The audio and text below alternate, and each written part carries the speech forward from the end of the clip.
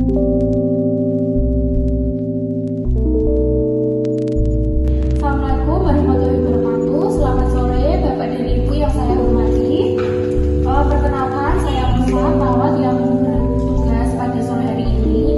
Jadi di sini saya akan memberi sedikit edukasi kepada Bapak dan Ibu tentang apa itu pemeriksaan IVA. Nah, Bapak dan Ibu di sini sudah tahu apa itu pemeriksaan IVA? Nah, jadi pemeriksaan IVA itu adalah metode pemeriksaan sederhana untuk mendeteksi dini kanker leher rahim. Pemeriksaan IVA ini dilakukan dengan mengoleskan asam asetat atau cuka pada leher rahim, lalu mengamati perubahan yang terjadi seperti munculnya cecak putih yang bisa menjadi indikasi sel kanker. IVA sendiri itu singkatan dari inspeksi visual asam asetat. Nah, pemeriksaan ini juga ada beberapa manfaatnya ya Bapak Ibu.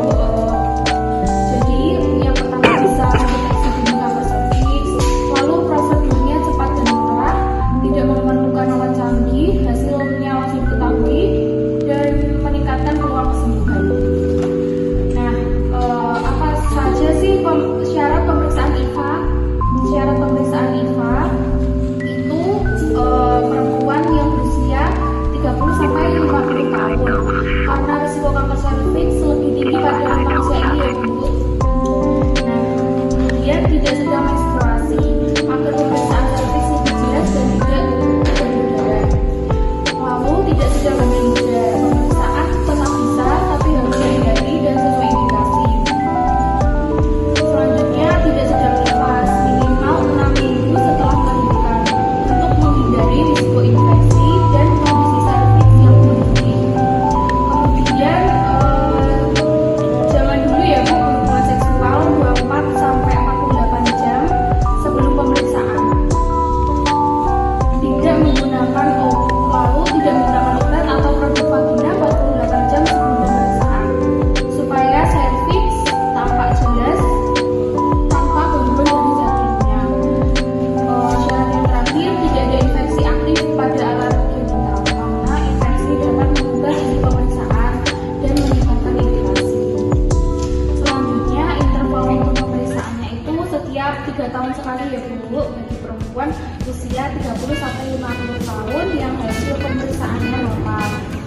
Jika hasil pemeriksaan menunjukkan lesi prakanker atau mencurigakan, maka pemeriksaan lanjutan atau penata laksanaan segera dilakukan sesuai prosedur medis. Pada kelompok risiko tinggi, misal memiliki riwayat infeksi HPV, pasangan seksual multiple, atau riwayat kanker serviks dalam keluarga, pemeriksaan bisa dilakukan lebih sering sesuai anjuran dokter. Begitu Ibu, sedikit edukasi tentang pemeriksaan IVA dari saya. Apakah Bapak dan Ibu sudah cukup paham? Apakah ada yang mau ditanyakan Ibu? Misal telat pemeriksaannya berbahaya atau berbahaya ya Bu, karena bisa lama-kelamaan didiemin, kalau nggak diperiksa bisa memicu terjadinya kanker serviks dan itu bahaya ya Bu ya. Ada lagi Bapak pertanyaan? Tidak ya. Baik, di sini saya ada media untuk Ibu dan Bapak baca-baca di rumah. Terima kasih Bapak dan Ibu atas waktunya. Saya izin pamit. Wassalamualaikum warahmatullahi wabarakatuh.